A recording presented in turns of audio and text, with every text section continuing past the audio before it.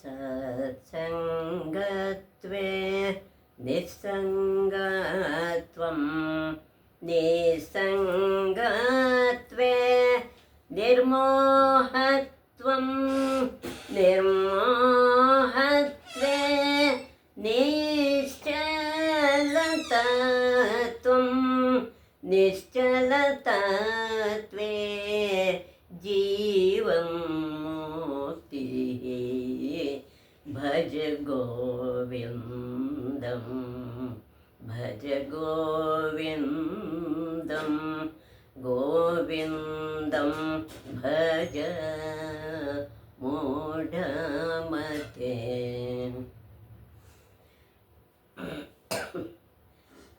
ನಮಸ್ಕಾರ ವೀಕ್ಷಕರೇ, ಇಂದು ನಾವು ಈ ಉಳಿದ ವಿಷಯಗಳನ್ನು ಮುಂದೆ ತಿಳ್ಕೊಳ್ಳೋಣ. ಇಂದಿನ ವಿಷಯ ಪ್ರಯಾಗ ಕ್ಷೇತ್ರಕ್ಕೆ ನಾವೆಲ್ಲ ಹೋಗೋಣ. ಪ್ರಯಾಗದ ಹೇಗಿತ್ತು, ಅದರ ವಿಷಯ ಏನು ಅಂತ ನಾವೆಲ್ಲ ಮನನ ಮಾಡೋಣ. ಪ್ರಯಾಗ ಗಂಗಾ ಮತ್ತು ಯಮುನೆಯರ ನಡುವಣ ಭಾಗವು ಪೃಥ್ವಿಯ ಕಟಿ ಪ್ರದೇಶದಂತಿದೆ. ಇದು ಗಂಗಾ ಮತ್ತು ಯಮುನೆಯರ ನಡುವಣ ಭಾಗ ಪೃಥ್ವಿ ಭಾಗದ ಕಟಿ ಪ್ರದೇಶದಂತೆ ಅದು ರಚಿತವಾಗಿದೆ.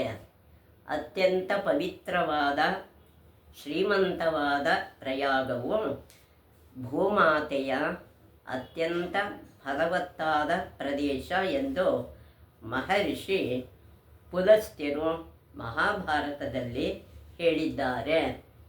ಇದರ ವಿಶೇಷತೆ ಏನು ಅಂದರೆ, ಅತ್ಯಂತ ಪವಿತ್ರವಾದ ಶ್ರೀಮಂತವಾದ ಪ್ರದೇಶ ಅದೇ ಪ್ರಯಾಗ ಅಂತ ಅನ್ನಿಸ್ಕೊಂಡಿದೆ. ಭೂಮಾತೆಯ ಅತ್ಯಂತ ಫಲವತ್ತಾದ ಪ್ರದೇಶ ಆಗಿದೆ ಅಂತ ಹೇಳಿ ಮಹರ್ಷಿ ಪುಲಸ್ತ್ಯರು ಮಹಾಭಾರತದಲ್ಲಿ ವರ್ಣಿಸಿದ್ದಾರೆ. ಪ್ರಜಾಪತಿ ಬ್ರಹ್ಮನು ಇಲ್ಲಿ ದೊಡ್ಡ ಯಜ್ಞವನ್ನು ಮಾಡಿದ್ದಾನೆ.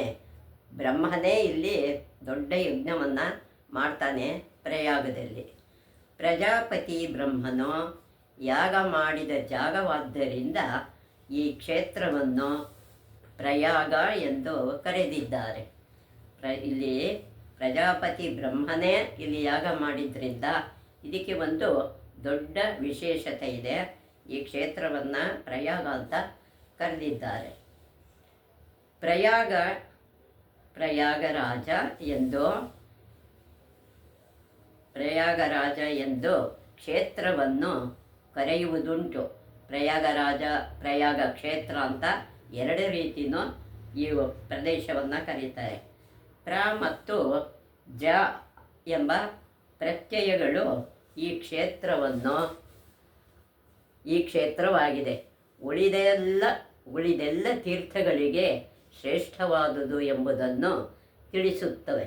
ಈ ಎಲ್ಲ ಕ್ಷೇತ್ರಗಳಿಗಿಂತ ಈ ಪ್ರಯಾಗ ಕ್ಷೇತ್ರ ಹೆಚ್ಚು ಶ್ರೇಷ್ಠವಾದದ್ದು ಅಂತ ಇಲ್ಲಿ ಕಾರಣದಿಂದಲೇ ಇದನ್ನು ಪ್ರಸಿದ್ಧವಾದ ಕ್ಷೇತ್ರ ಅಂತ ಕರೆದಿದ್ದಾರೆ. ಕುರುಕ್ಷೇತ್ರ ಮತ್ತು ಗಯಾ ಶಿರಸ್ಸು. ಗಯಾ ಅನ್ನೋದು ತಲೆಭಾಗ, ಶಿರಸ್ಸಾಗಿದೆ. ಪ್ರಯಾಗ ಮತ್ತು ವಿರಜ ಕ್ಷೇತ್ರಗಳು ಮತ್ತು ಪುಷ್ಕರ, ಈ 5 ಯಜ್ಞವೇದಿಗಳಲ್ಲಿ ಪ್ರಯಾಗವನ್ನು ಮಧ್ಯವೇದಿ ಅಂತಲೂ ಕರೀತಾರೆ. ಇದನ್ನು ಪ್ರಜಾಪತಿ ಕ್ಷೇತ್ರ ಎಂದು ಕರೆದಿದ್ದಾರೆ. ಪ್ರಜೆಗಳ ಪತಿಯಾದ್ದರಿಂದ ಪ್ರಜಾಪತಿ ಅಂತ ಈ ಕ್ಷೇತ್ರವನ್ನು ಕರೀತಾರೆ. ಅದಲ್ಲದೆ ಬ್ರಹ್ಮನು ಇಲ್ಲಿ ತಪಸ್ ಮಾಡಿದ್ದಾನೆ. ಈ ಕ್ಷೇತ್ರವನ್ನು ತ್ರಿವೇಣಿ ಸಂಗಮ ಕ್ಷೇತ್ರವೆಂದು ಕರೆಯುತ್ತಾರೆ. ಇಲ್ಲಿ 3 ನದಿಗಳ ಸಂಗಮ ನಡೆಯುತ್ತೆ. ಇಲ್ಲಿ ಗಂಗೆ, ಯಮುನೆ ಮತ್ತು ಸರಸ್ವತಿ ನದಿಗಳು ಒಂದಾಗುತ್ತವೆ. ಈ 3 ನದಿಗಳು ಒಂದೇ ಕಡೆಗೆ ಸೇರಿಕೊಳ್ಳುತ್ತೆ. ಲೌಕಿಕ ಕಣ್ಣುಗಳಿಗೆ ಇಲ್ಲಿ ಗೋಚರವಾಗುವುದು ದ್ವಿವೇಣಿ, ಆದರೂ ಇಲ್ಲಿ 2 ನದಿಗಳು ಮಾತ್ರ ಜನರಿಗೆ ಕಾಣಿಸ್ಕೊಳ್ಳುತ್ತೆ. ಅಂತರ್ದೃಷ್ಟಿಗೆ, ಅದರ ಒಳಗಿನ ದೃಷ್ಟಿಗೆ ಅದು ಮನಸ್ಸಿನಿಂದ ನೋಡೋವಂಥ ದೃಷ್ಟಿ.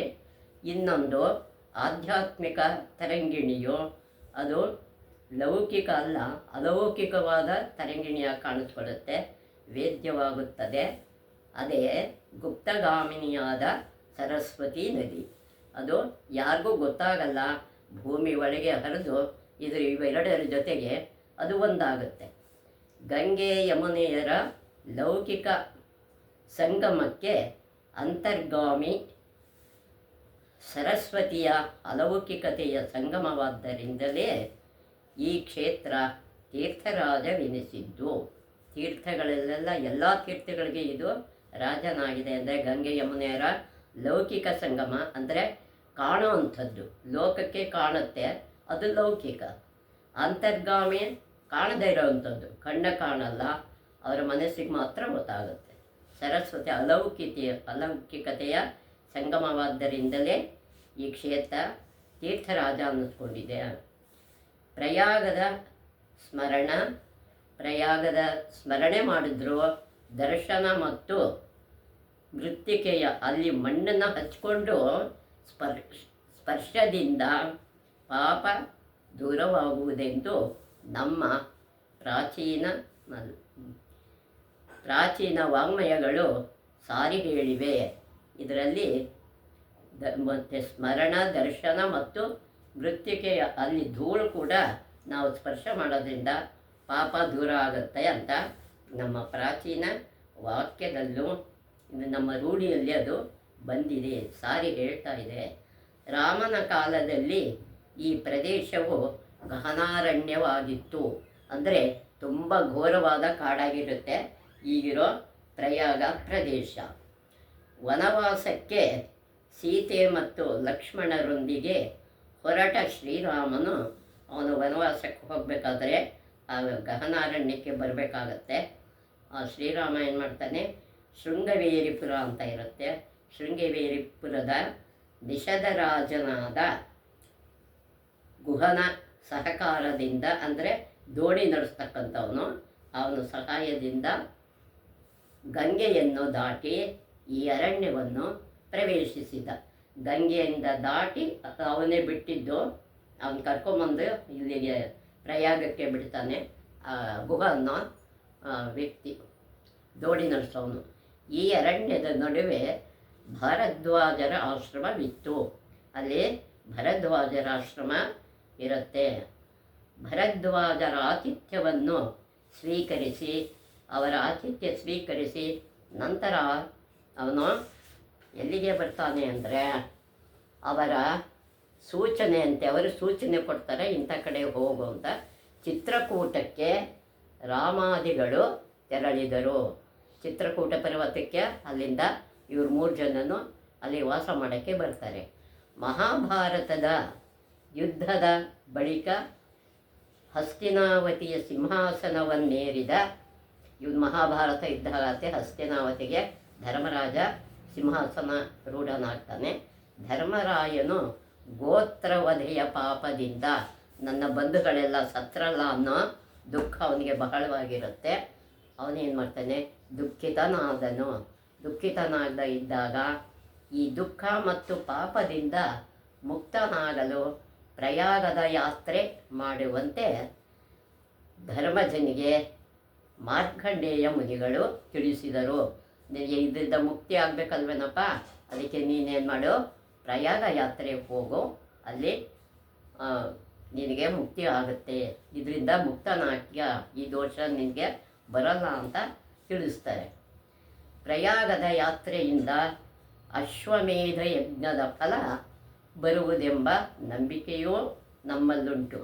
ಅದನ್ನು ದರ್ಶನ ಮಾಡಿದ್ರೇ, ಅಲ್ಲಿ ಯಾತ್ರೆ ಹೋದರೆ ಅಶ್ವಮೇಧ ಯಜ್ಞದ ಫಲ ಬರುತ್ತೆ ಅಂತ ಭಕ್ತರ ನಂಬಿಕೆ ಇದೆ. ಪ್ರಯಾಗ ಕ್ಷೇತ್ರ ಎಂಬ ಹೆಗ್ಗಳಿಕೆಗೆ ಪಾತ್ರವಾಗಿದೆ. ಅದರದ ಒಂದು ಹೆಸರು ಮೊದಲಿಂದ ಇದು ಅಕ್ಷಯ, ಎಲ್ಲ ಅಕ್ಷಯ ಆಗತ್ತೆ, ನಮಗೆ ನಮ್ಮ ಪುಣ್ಯ ಬರುತ್ತೆ ನಮಗೆ ಅನ್ನೋ ಹೆಗ್ಗಳಿಕೆಗೆ ಪಾತ್ರ ಆಗಿದೆ ಇದು. ಆದರೆ ಒಂದು ವಿಶೇಷತೆ ಏನು ಅಂದರೆ, ಪ್ರಳಯ ಕಾಲದಲ್ಲಿ ಪ್ರಯಾಗವಿನ ಉಳಿದೆಲ್ಲ ಜಲಾವೃತವಾಗಿರುತ್ತದೆ. ಪ್ರಪಂಚ ಪ್ರಳಯ ಆದ್ರೂ ಪ್ರಯಾಗ ಮಾತ್ರ ಹಾಗೆ ಉಳಿದಿರುತ್ತೆ. ಯಾಕೆ ಅಂದರೆ ಈ ಕ್ಷೇತ್ರದಲ್ಲಿ ಶ್ರೀಹರಿಯು ಯೋಗಮೂರ್ತಿಯಾಗಿ, ಅಂದರೆ ಯೋಗದ ಮೂರ್ತಿಯಾಗಿ, ಪ್ರತಿಮೆಯಾಗಿ ಅಲ್ಲಿ ಇರ್ತಾನೆ, ನೆಲೆಸಿರುತ್ತಾನೆ ಎಂಬುದು ನಮ್ಮ ನಂಬಿಕೆ ಅಲ್ಲ, ಹಾಗೆ ಇದೆ. ಅದು ಪ್ರಳಯದಿಂದಾಗಿ ಸಮಸ್ತವು ವಿನಾಶದ ಅಂಚಿನಲ್ಲಿ ಇದ್ದಾಗ ವಿಷ್ಣುವು ಇಲ್ಲಿ ಶಿಶುರೂಪದಲ್ಲಿ ಪ್ರಪಂಚ ಪೂರ್ತಿ ನಾಶ ಆದರೂ ಹರಿಯ ಅಂಚಿನಲ್ಲಿ ಅವನು ಏನು ಮಾಡ್ತಾನೆ, ತನ್ನ ಶಕ್ತಿಯಿಂದ ಇದ್ದಾಗ ವಿಷ್ಣುವು ಇಲ್ಲಿ ಶಿಶುರೂಪದಲ್ಲಿರ್ತಾನೆ. ಕಾಲ ಹೆಬ್ಬೆರಳು ಚೀಪುತ್ತಾ ಆಲದೆಲೆಯ ಮೇಲೆ ಮಲಗಿರುತ್ತಾನೆ. ಯಾವ ಚಿಂತೆಯೂ ಇಲ್ವಲ್ಲ, ಎಲ್ಲ ತನ್ನಲ್ಲಿ ಸೆಳ್ಕೊಂಡ್ಬಿಟ್ಟಿರ್ತಾನೆ. ಯಾವ ಬೇಜಾರು ಇಲ್ಲದೆ ಎಲ್ಲವನ್ನು ತನ್ನಲ್ಲಿ ಸೆಳ್ಕೊಂಡ್ಬಿಟ್ಟಿರ್ತಾನೆ. ಅದೇ ರೀತಿ ಎಲ್ಲ ದೇವತೆಗಳು ಸಿದ್ಧರು, ಋಷಿಗಳು ಇಲ್ಲಿ ನೆಲೆಸಿ ಈ ಕ್ಷೇತ್ರವನ್ನು ರಕ್ಷಿಸ್ತಾರೆ ಎಂದು ಕ್ಷೇತ್ರ ಮಹಾತ್ಮೆಯಲ್ಲಿ ತಿಳಿಸಿದೆ. ಕ್ಷೇತ್ರದ ಮಹಾತ್ಮೆಯಲ್ಲಿ ಇಷ್ಟು ವಿಷಯಗಳನ್ನು ತಿಳಿಸಿದ್ದಾರೆ. ಪ್ರಯಾಗದಲ್ಲಿ ಸ್ನಾನ ಮಾಡುವುದೆಲ್ಲ ಸ್ವರ್ಗಕ್ಕೆ ಪ್ರಾಪ್ತಿಯಾಗುವುದೆಂದು, ಸ್ವರ್ಗನೇ ಸಿಗುತ್ತೆ ಇಲ್ಲಿ ಸ್ನಾನ ಮಾಡೋದ್ರಿಂದ ಭಕ್ತರು ಇಲ್ಲಿಗೆ ಯಥೇಚ್ಛವಾಗಿ ಬರ್ತಾ ಇರ್ತಾರೆ. ಮಹಾಭಾರತದಲ್ಲಿ ಹೇಳಲಾಗಿದೆ, ಜನನ ಮರಣಗಳ ಚಕ್ರದಿಂದ ಪಾರಾಗಬಹುದೆಂಬ ನಂಬಿಕೆಯಿಂದ ಲಕ್ಷಾಂತರ ಭಕ್ತರು ಪ್ರಯಾಗವನ್ನು ಧ್ಯಾನಿಸುತ್ತಾ ಇಲ್ಲಿನ ಸಂಗಮದಲ್ಲಿ ಮೇಯುತ್ತಾರೆ. ಇಲ್ಲಾಗೇನೋ ಜನನ ಮರಣಗಳಿಂದ ಮುಕ್ತರಾಗ್ಬೋದು, ಈ ಚಕ್ರದಿಂದ ಪಾಪಗಳೆಲ್ಲ ದೂರ ಆಗುತ್ತೆ ಅನ್ನೋ ನಂಬಿಕೆಯಿಂದ ಲಕ್ಷಾಂತರ ಭಕ್ತರು ಪ್ರಯಾಗವನ್ನು ಧ್ಯಾನ ಮಾಡ್ತಾ ಇಲ್ಲಿ ಸ್ನಾನ ಮಾಡ್ತಾರೆ. ಈ ತ್ರಿವೇಣಿ ಸಂಗಮದಲ್ಲಿ ಪಂಚಾಗ್ನಿ ಸಾಧನ ಮಾಡುವವರಿಗೆ, ಪಂಚಾಗ್ನಿ ಸಾಧನ ಅಂತ ಒಂದು ಸಾಧನೆ ಇದೆ, ಅವರಿಗೆ ಸಶರೀರವಾಗಿ ಸ್ವರ್ಗಕ್ಕೆ ಹೋಗುವ, ಅಂದರೆ ಶರೀರ ಸಮೇತರಾಗಿ ಹೇಗಿರ್ತಾರೋ ಹಾಗೆ ಶರೀರ ಸಮೇತ ಭಾಗ್ಯವು, ಪಿತೃಗಳಿಗೆ ಶ್ರಾದ್ದ ತರ್ಪಣಾದಿಗಳನ್ನು ನೀಡುವವರಿಗೆ, ಅಲ್ಲಿಗೆ ಏನೇನು ಸಿಗುತ್ತೆ ಅವರಿಗೆ ಪುಣ್ಯ ಅಂತ ನೀಡುವವರಿಗೆ ಮುಂದಿನ ಜನ್ಮದಲ್ಲಿ ಚಕ್ರವರ್ತಿಯಾಗುವ ಭಾಗ್ಯವು ದೊರೆಯುವುದೆಂದು ಪದ್ಮಪುರಾಣದಲ್ಲಿ ತಿಳಿಸಿದೆ. ಇಷ್ಟೆಲ್ಲ ಮಾಡಿದವರಿಗೆ ಸಶರೀರವಾಗಿ ಹೋಗ್ಬೋದು, ಪಿತೃಗಳಿಗೆ ಶ್ರಾದ್ದಗಳನ್ನು ತರ್ಪಣಾದಿಗಳನ್ನು ಕೊಟ್ಟವರಿಗೆ ಮುಂದಿನ ಜನ್ಮದಲ್ಲಿ ಅವರು ಚಕ್ರವರ್ತಿಗಳಾಗುವ ಭಾಗ್ಯ ಅವರಿಗೆ ದೊರೆಯುತ್ತೆ ಅಂತ ಪದ್ಮಪುರಾಣದಲ್ಲಿ ತಿಳಿಸಿದ್ದಾರೆ. ಪುತ್ರಕಾಮಿಗಳು ಪ್ರಯಾಗ ದರ್ಶನ, ಪುತ್ರ ಅಂದರೆ ಸಂತಾನಕ್ಕೋಸ್ಕರ ಪ್ರಯಾಗದ ದರ್ಶನ ಸ್ನಾನಾದಿಗಳಿಂದ ತಮ್ಮ ಆಸೆಯನ್ನು ನೆರವೇರಿಸಿಕೊಳ್ಳಬಹುದೆಂದು ಇದನ್ನು ಸಹ ಪದ್ಮಪುರಾಣದಲ್ಲಿ ಹೇಳಿದೆ. ಬೃಹಸ್ಪತಿಯು ವೃಷಭ ರಾಶಿಯನ್ನು ಪ್ರವೇಶಿಸಿದಾಗ, ವೃಷಭ ರಾಶಿಯಲ್ಲಿ ಬೃಹಸ್ಪತಿ ಬಂದಾಗ 12 ವರ್ಷಗಳಿಗೊಮ್ಮೆ, 12 ವರ್ಷಗಳಿಗೊಮ್ಮೆ ಇಲ್ಲಿ ಕುಂಭಮೇಳ ನಡೆಯುತ್ತದೆ. ಇದೇ ರೀತಿ ನಾಸಿಕ, ಉಜ್ಜಯಿನಿ ಮತ್ತು ಹರಿದ್ವಾರಗಳಲ್ಲಿ ಬೃಹಸ್ಪತಿಯು ಯಾವುದರಲ್ಲಿರಬೇಕು, ಕ್ರಮವಾಗಿ ಸಿಂಹರಾಶಿ, ವೃಶ್ಚಿಕ ರಾಶಿ ಮತ್ತು ಕುಂಭರಾಶಿಗಳಲ್ಲಿದ್ದಾಗ 12 ವರ್ಷಗಳಿಗೊಮ್ಮೆ ಕುಂಭಮೇಳ ನಡೆಯುತ್ತದೆ. ಆಯಾ ರಾಶಿಗಳು ಬಂದಾಗ ಸೂರ್ಯ ಇರ್ತಾನೆ, ಇಲ್ಲ ಬೃಹಸ್ಪತಿ ಇರ್ತಾನೆ. ಮಕರ ಸಂಕ್ರಾಂತಿ, ರಥಸಪ್ತಮಿ, ಪೌರ್ಣಿಮೆ, ಅಮಾವಾಸ್ಯೆಗಳಂದು ಲಕ್ಷಾವಧಿ ಜನರು ಮೇಯರೆಂದು ಈ ಕ್ಷೇತ್ರಗಳಿಗೆ ಧಾವಿಸುತ್ತಾರೆ. ಇಲ್ಲಿ ಸ್ನಾನ ಮಾಡಬೇಕು ಅಂತ ಎಲ್ಲೆಲ್ಲಿಂದನೋ ಬಂದು ಇಲ್ಲಿ ಸ್ನಾನ ಮಾಡಿ ಪುಣ್ಯ ಪಡ್ಕೋತಾರೆ. ಪ್ರಯಾಗದಲ್ಲಿ ತ್ರಿವೇಣಿ ಸಂಗಮದ ಪೂಜೆ ಅದರ ವಿಶೇಷತೆ ಏನಂದರೆ ಅಲ್ಲಿ ಹೋದವರು ಮುಂಡನ ಅಂದರೆ ದೇವರಿಗೆ ಮುಡಿ ಕೊಡಬೇಕು, ಸ್ನಾನ ಪಿತೃ ಸ್ನಾನ ಮಾಡಬೇಕು, ಪಿತೃಶ್ರಾದ್ದ ಪಿತೃಗಳಿಗೆ ತರ್ಪಣ ಕೊಡಬೇಕು, ಸುಮಂಗಲಿಯರ ವೇಣಿದಾನ ಅಂದರೆ ಅವರು ಮುಡಿ ಕೊಡ್ತಾರೆ ಸ್ತ್ರೀಯರು ಕೂಡ, ಮತ್ತು ದೇವ ಮಂದಿರಗಳ ದರ್ಶನ, ದೇವರ ಯಾವ್ಯಾವ ದೇವಸ್ಥಾನ ಇದೆ ಅದೆಲ್ಲ ದರ್ಶನ ಮಾಡ್ತಾರೆ, ಮುಂತಾದ ಅವಶ್ಯಕ ವಿಧಿಗಳನ್ನು ಪೂರೈಸುವುದು ಪದ್ಧತಿ. ಈ ಪದ್ಧತಿಯಲ್ಲಿ ಇದೆ. ಸ್ತ್ರೀಯರು ಸಂಪೂರ್ಣ ಮುಂಡನ ಮಾಡಿಸಿಕೊಂಡ ವೇಣಿದಾನ ಮಾಡುವ ಪದ್ಧತಿ ಈಗ ಕಡಿಮೆಯಾಗಿದೆ. ಸ್ತ್ರೀಯರು ಈಗ ಹೆಚ್ಚಿಗೆ ಯಾರು ಮುಂಡನ ಮಾಡಿಸ್ಕೊಳ್ಳಲ್ಲ, ಅಂದರೆ ಕೂದಲನ್ನ ಮುಡಿ ಕೊಡಲ್ಲ, ಈಗ ಕಡಿಮೆ ಆಗಿದೆ ಅಲ್ಲಿ. ಭಾವುಕ ಸ್ತ್ರೀಯರು ಇಂದಿಗೂ ವೇಣಿದಾನ ಮಾಡುತ್ತಾರೆ, ಇವತ್ತಿಗೂ ಅಲ್ಲಿ ದೇವರ ಹತ್ರ ಮುಡಿ ಕೊಟ್ಟು ಬರ್ತಾರೆ ಕೆಲವು ಸ್ತ್ರೀಯರು. ಪ್ರಯಾಗದಲ್ಲಿ ಇಲ್ಲಿ ಏನೇನು ಮಾಡಿದ್ರೆ ಪುಣ್ಯ ಬರುತ್ತೆ ಅಂತ, ಪ್ರಯಾಗದಲ್ಲಿ ಮುಂಡನ ಅಂದರೆ ಇಲ್ಲಿ ಮುಡಿ ಕೊಡಬೇಕಂತೆ. ಗಯಾದಲ್ಲಿ ಪಿತೃತರ್ಪಣ, ಗಯಾ ಅನ್ನೋ ಕ್ಷೇತ್ರದಲ್ಲಿ ಪಿತೃಗಳಿಗೆ ಶ್ರಾದ್ದ ಮಾಡಬೇಕು. ಕುರುಕ್ಷೇತ್ರದಲ್ಲಿ ದಾನ, ಕುರುಕ್ಷೇತ್ರದಲ್ಲಿ ದಾನ ಮಾಡಬೇಕು. ಇವುಗಳಾದ ಬಳಿಕ ಕಾಶಿಯಲ್ಲಿ ಏನು ಮಾಡಬೇಕು, ಪ್ರಾಣತ್ಯಾಗ ಮಾಡಬೇಕಂತೆ. ಶರೀರವನ್ನು ತೊರೆದವರು ಮುಕ್ತಾತ್ಮರಾಗುವರು ಎಂಬ ಭಾವನೆ ಎಲ್ಲರಲ್ಲೂ ಇದೆ. ಕಾಶಿಯಲ್ಲಿ ಸಾಯುವಾಗ ಅಲ್ಲೇ ಸಾಯ್ಬೇಕಂತೆ. ನಮ್ಮಲ್ಲಿದೆ ಈ ನಂಬಿಕೆ, ಎಲ್ಲರಿಗೂ ಇದೆ. ಪ್ರಯಾಗಕ್ಕೆ ಬಂದವರು ನೋಡಬೇಕಾದ ಸಂಗತಿಗಳನ್ನು ಒಂದು ಶ್ಲೋಕದಲ್ಲಿ ಹೀಗೆ ಹೇಳಿದ್ದಾರೆ. ಏನೇನು ಮಾಡಬೇಕು ಅಂತ ಒಂದೇ ಶ್ಲೋಕದಲ್ಲಿ ಹೇಳಿದ್ದಾರೆ. ಅದನ್ನು ನಾವೀಗ ನೋಡೋಣ. ತ್ರಿವೇಣಿ ಮಾಧವಂ ಸೋಮಂ ಭರದ್ವಾಜಂ ಚ ವಾಸುಕಿಂ ವಂದೇ ಅಕ್ಷಯವಟಂ ಶೇಷಂ ಪ್ರಯಾಗಂ ತೀರ್ಥನಾಯಕಂ. ತ್ರಿವೇಣಿ, ವೇಣಿಮಾಧವ, ಸೋಮೇಶ್ವರ, ಭರದ್ವಾಜ, ವಾಸುಕೀನಾಗ, ಅಕ್ಷಯವಟ ಅಂದರೆ ಆಲದ ಮರ, ಶೇಷ ಆದಿಶೇಷ ಮತ್ತು ತೀರ್ಥರಾಜ ಪ್ರಯಾಗವನ್ನು ನಾನು ವಂದಿಸುವೆ ಅನ್ನೋ ಈ ಅರ್ಥ ಪೂರ್ತಿ ಇದರಲ್ಲಿ ಬಂದ್ಬಿಟ್ಟಿದೆ. ತ್ರಿವೇಣಿ ನದಿಗಳ ಸಂಗಮವನ್ನು ತ್ರಿವೇಣಿ ಎನ್ನುತ್ತಾರೆ. ಅದೇ 3 ನದಿಗಳು ಸೇರುತ್ತೆ, ಗಂಗಾ, ಯಮುನಾ, ಸರಸ್ವತಿ. ಅದರಿಂದ ಇದನ್ನು ತ್ರಿವೇಣಿ ಸಂಗಮ ಅಂತ ಕರೀತಾರೆ. 3 ನದಿಗಳು ಇಲ್ಲಿ ಜಡೆಯಂತೆ ಹೆಣೆದುಕೊಂಡು ಒಂದಾಗಿ ಸಾಗುತ್ತದೆ. ಒಂದು ಜಡೆ ಹೇಗಿರುತ್ತೋ ಹಾಗೆ 3 ನದಿಗಳು ಒಟ್ಟಾಗಿ ಹೋಗುತ್ತೆ. ಅದರಲ್ಲಿ ಯಮುನೆ, ಕಪ್ಪು ಯಮುನೆ ಬಿಳಿಯ ಗಂಗೆಯೊಂದಿಗೆ ಬೆರೆಯುವ ದೃಶ್ಯ ಬಹುದೂರದವರೆಗೆ ಕಾಣುತ್ತದೆ.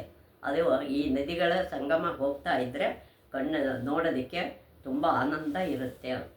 ಈ ಸಂಗಮದಿಂದಾಗಿಯೇ ಪ್ರಯಾಗಕ್ಕೆ ಶ್ರೇಷ್ಠ ಪ್ರಾಪ್ತವಾದುದು. ಇದರಲ್ಲಿ ಹೆಚ್ಚಿನ ಶ್ರೇಷ್ಠತೆ ಪ್ರಯಾಗಕ್ಕೆ ಇದೆ. ಅದರಲ್ಲಿ ಯಾವ್ಯಾವ ಮಾಧವಗಳಿದ್ದಾರೆ ಅಂದರೆ, ಮಾಧವ ದೇವಸ್ಥಾನ ಇದೆ, ಅಕ್ಷಯವಟ ವೃಕ್ಷ ಇದೆ, ಅಲ್ಲಿ ಬಲಭಾಗದಲ್ಲಿ ಮಾಧವ ಕ್ಷೇತ್ರವಿದೆ. ಇದನ್ನು ವೇಣಿ ಮಾಧವ ಅನ್ನೋ ಹೆಸರಿಂದ ಕರೆಯುತ್ತಾರೆ, ವೇಣಿ ಮಾಧವ ಎನ್ನುತ್ತಾರೆ. ಶಂಖ ಮಾಧವ, ಮನೋಹರ ಮಾಧವ ಇತ್ಯಾದಿ 12 ಮಾಧವರು ಈ ಕ್ಷೇತ್ರದಲ್ಲಿ ನೆಲೆಸಿದ್ದಾರೆ. ಇಲ್ಲಿ 12 ಜನ ಮಾಧವ ದೇವಸ್ಥಾನಗಳು ಇಲ್ಲಿ ನೋಡಬಹುದು ನಾವು.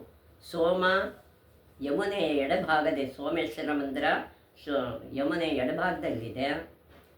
ಅರೈಲ್ ಎಂಬ ಗ್ರಾಮದಲ್ಲಿ ಬಿಂದು ಮಾಧವ ಮಂದಿರದ ಬಳಿ ಒಂದು ಪ್ರಾಚೀನ ಶಿವಮಂದಿರವಿದೆ.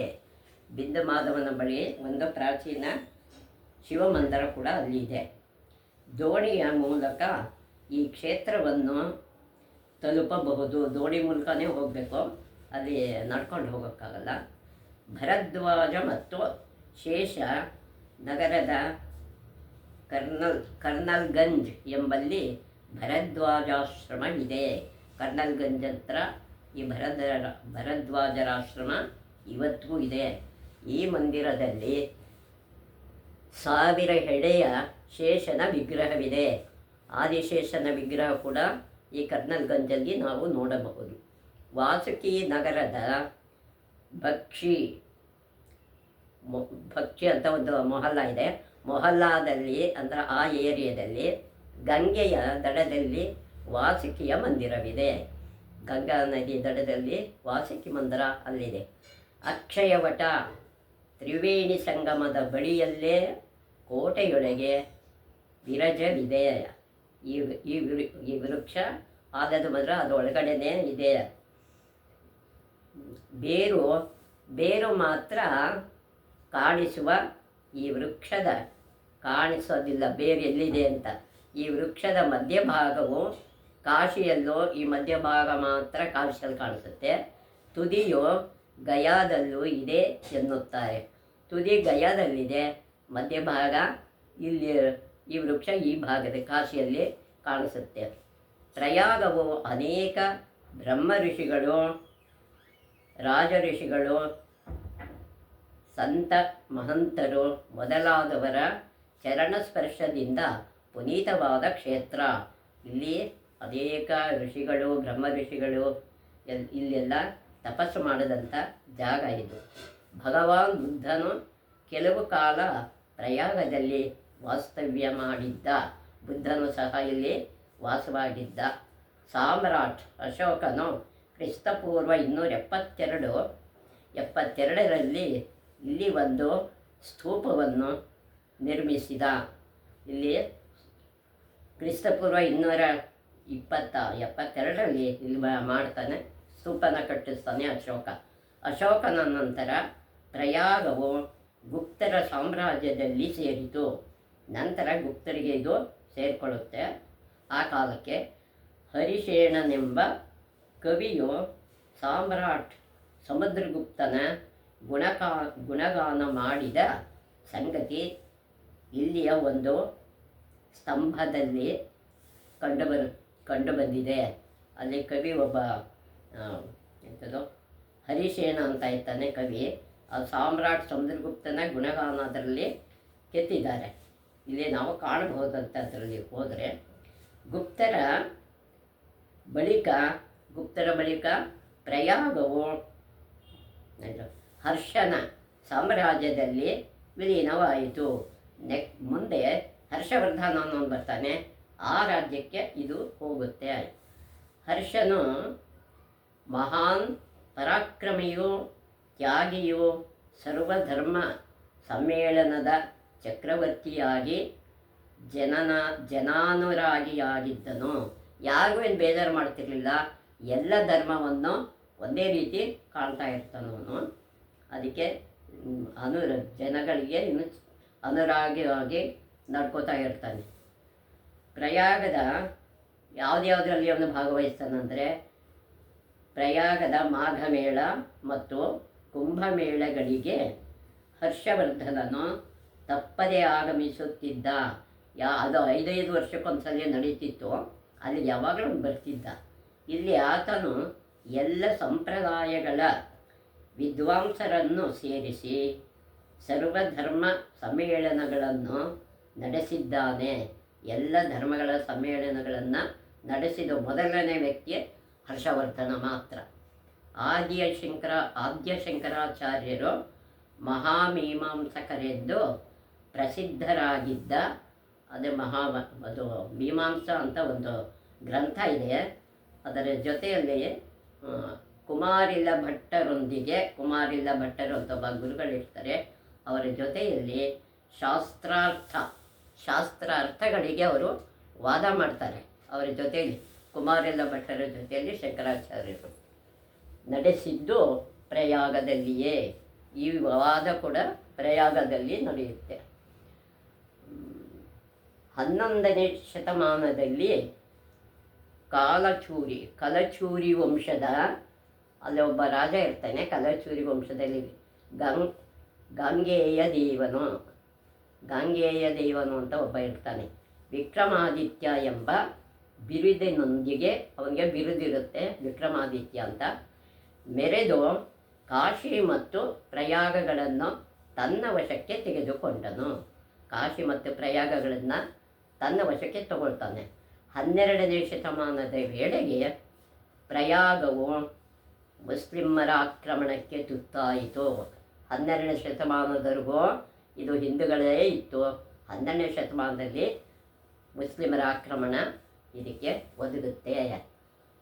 ಮೊದಲ ಬಾರಿಗೆ ಶಹಬುದ್ದೀನ್ ಘೋರಿಯು ಕ್ರಿಸ್ತ ಶಕ 1194ರಲ್ಲಿ ಪ್ರಯಾಗವನ್ನು ಆಕ್ರಮಿಸಿಕೊಂಡ. 1194ರಲ್ಲಿ ಶಹಬುದ್ದೀನ್ ಮೊಹಮ್ಮದ್ ಘೋರಿ ಅನ್ನೋನು ಇದನ್ನು ಆಕ್ರಮಣ ಮಾಡ್ಕೋತಾನೆ.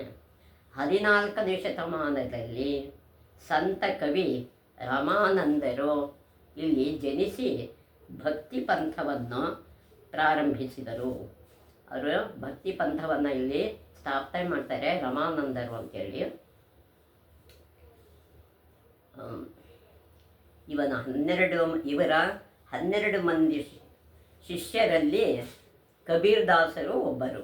ಕಬೀರರು ಅಂತ ಇರ್ತಾರೆ, ಅವರ ಶಿಷ್ಯರಲ್ಲಿ ಇವರು ಒಬ್ಬರಾಗಿರ್ತಾರೆ, ರಾಮಾನಂದರ ಶಿಷ್ಯರವರು. 15ನೇ ಶತಮಾನದಲ್ಲಿ ಇದು ಅಕ್ಬರನ ವಶವಾಯಿತು. 15ನೇ ಶತಮಾನ ಬಂದಾಗ ಅಕ್ಬರ್ ಕೈಗೆ ಹೋಗುತ್ತಿದ್ದು ಈ ಪ್ರಯಾಗ ಅನ್ನೋದು. ಅವನೇನು ಮಾಡ್ತಾನೆ, ಆತನು ಈ ನಗರವನ್ನು ಸ್ವಲ್ಪ ಮಟ್ಟಿಗೆ ಸುಧಾರಿಸಿದ್ದಾನೆ. ಸ್ವಲ್ಪನೇ ಏನೋ ಸುಧಾರಣೆ ಮಾಡ್ದ, ನನಗೆ ಸಿಗುತ್ತೆ ಅಂತ. ಕ್ರಿಸ್ತ ಶಕ 1583ರಲ್ಲಿ ಅವನು ಸಂಗಮದ ಬಳಿ ಒಂದು ಕೋಟೆಯನ್ನು ಕಟ್ಟಿಸಿದ. ಸಂಗಮದ ಹತ್ರ ಒಂದು ಕೋಟೆಯನ್ನು ಕಟ್ಟಿಸ್ತಾನೆ. ಅದಕ್ಕೇನು ಹೆಸರಿಡ್ತಾನೆ, 1584ರಲ್ಲಿ ಇದರ ಪ್ರಾಚೀನವಾದ ಪವಿತ್ರವಾದ ಪ್ರಯಾಗ ಎಂಬ ಈ ಪ್ರಯಾಗನ ಹೆಸರನ್ನು ತೆಗೆದುಬಿಟ್ಟು ಹೆಸರನ್ನು ಬದಲಿಸಿ ಅಲಹಾಬಾದ್ ಅಂತ ಇಡ್ತಾನೆ ಎಂದು ಕರೆದ. ದಾಸ್ಯದ ಪ್ರತೀಕವಾದ ಈ ಹೆಸರು ಇಂದಿಗೂ ಬಳಕೆಯಲ್ಲಿದೆ. ಇವತ್ತು ಅಲಹಾಬಾದ್ ಅಂತಲೇ ಕರೀತಾರೆ, ಏನೋ ಗೊತ್ತಿರೋರು ಪ್ರಯಾಗ ಅಂತ ಕರೀತಾರೆ. ಮುಸ್ಲಿಮರಿಂದ ಮಹಾರಾಷ್ಟ್ರದ ಹಿಂದೂ ರಾಜರು ಪ್ರಯಾಗವನ್ನು ಮುಕ್ತಗೊಳಿಸಿದರು. ಮಹಾರಾಷ್ಟ್ರದವರು ಹಿಂದೂಗಳೆಲ್ಲ ಸೇರಿ ಇದನ್ನು ಮುಕ್ತಗೊಳಿಸ್ತಾರೆ. 1770ರಲ್ಲಿ ವಾರನ್ ಹೇಸ್ಟಿಂಗ್ಸನು ಇದನ್ನು ತನ್ನ ವಶಕ್ಕೆ ತೆಗೆದುಕೊಂಡು ತನ್ನ ವಶಕ್ಕೆ ತಗೊಳ್ತಾನೆ.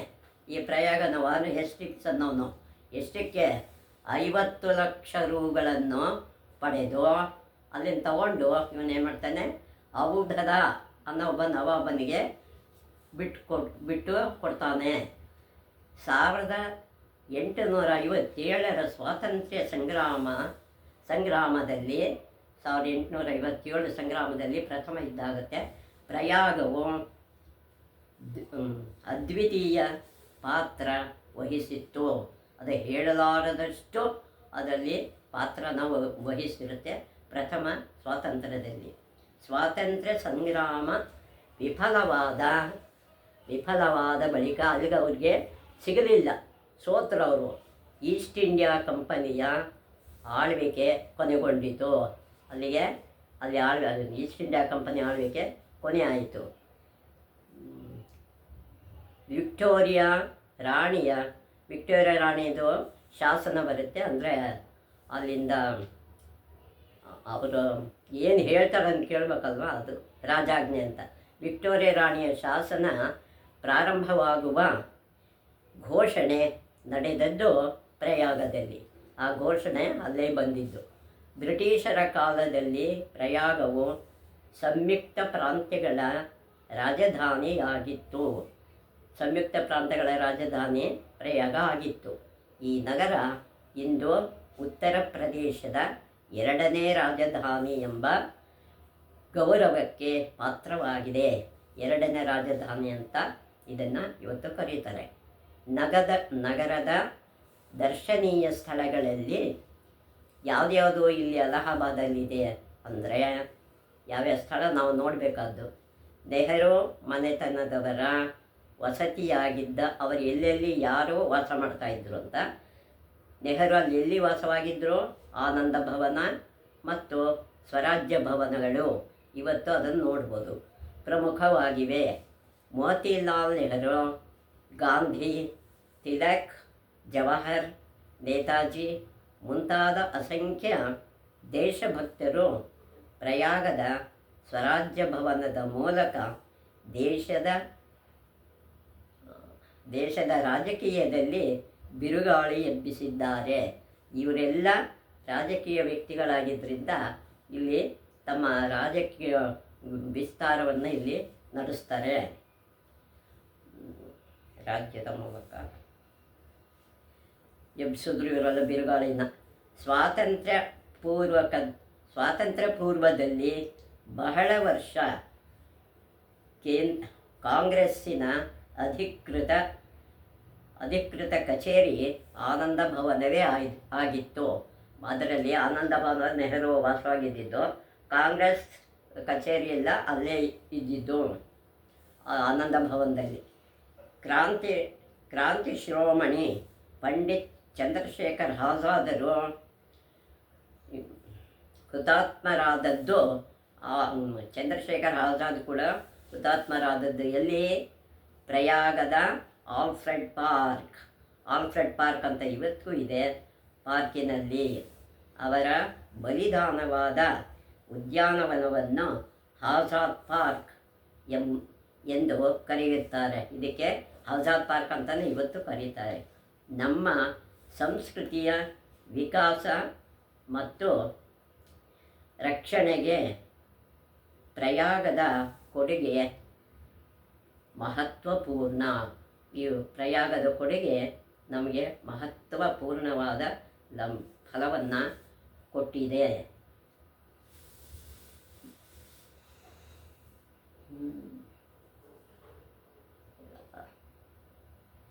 ಗೋವಿಂದೇತಿ ಸದಾ ಸ್ನಾನಂ ಗೋವಿಂದೇತಿ ಸದಾ ಜಪಂ ಗೋವಿಂದೇತಿ ಸದಾ ಧ್ಯಾನಂ ಸದಾ ಗೋವಿಂದ ಕೀರ್ತನಂ